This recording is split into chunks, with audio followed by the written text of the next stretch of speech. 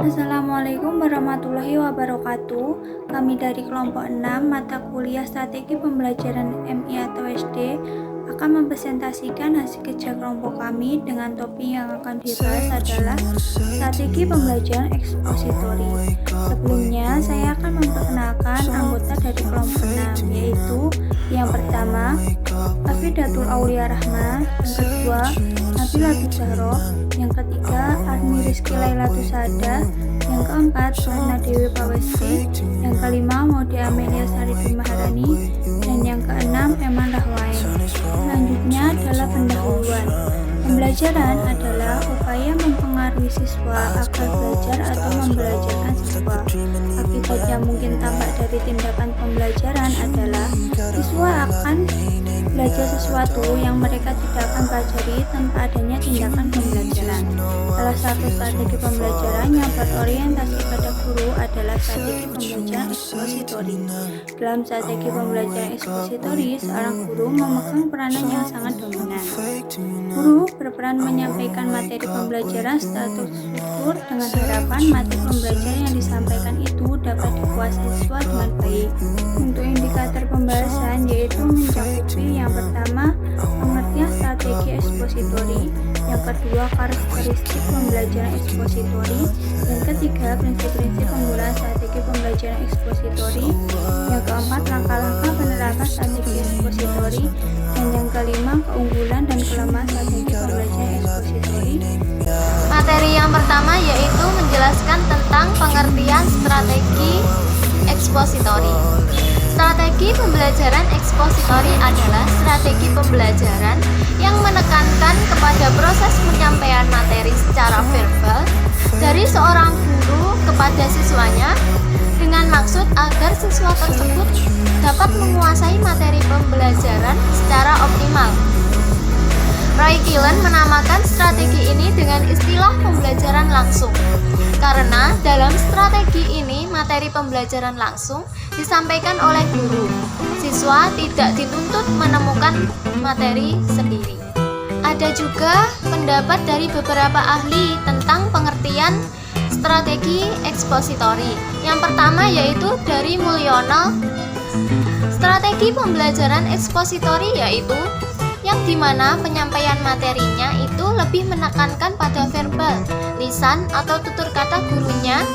Dalam strategi ini, penyampaian materi disampaikan langsung oleh guru, maka sering juga disebut dengan strategi talk and talk. Ada juga dari Majid. Strategi pembelajaran ekspositori adalah strategi pembelajaran yang menekankan pada proses penyampaian materi secara verbal dari seorang guru kepada sekelompok siswa dengan maksud agar siswa dapat menguasai materi secara optimal. Kemudian yang terakhir pendapat dari Roy Killen dan Sanjaya. Strategi ekspositori adalah suatu strategi yang disampaikan oleh guru secara langsung dari lebih menekankan pada verbal sehingga dalam proses pembelajarannya berlangsung secara optimal. Saya jelaskan materi karakteristik pembelajaran ekspositori.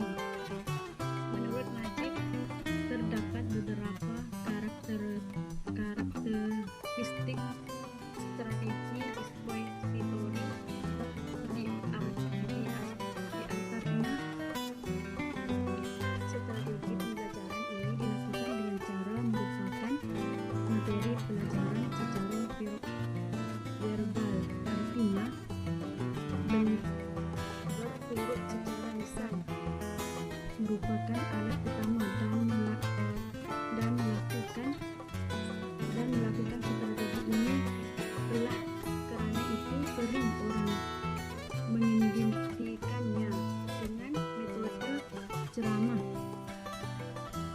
Biasanya materi yang disampaikan adalah materi pelajaran yang sudah jadi seperti data atau fakta, konsep-konsep tertentu yang harus dihafal sehingga tidak menuntut siswa untuk berpikir ulang. Yang terakhir, tujuan utama materi pembelajaran itu sendiri, artinya setelah proses pembelajaran berakhir. Yang terakhir, tujuan utama pembelajaran adalah penguasaan materi pembelajaran itu sendiri, artinya setelah proses pembelajaran berakhir, siswa diharapkan dapat memahaminya dengan benar, dengan cara dapat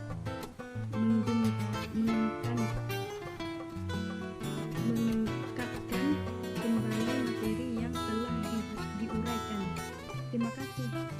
Saya Arni Rizky Lalatu Saada akan menjelaskan prinsip-prinsip penggunaan strategi pembelajaran ekspositori. Yang pertama adalah berorientasi pada tujuan.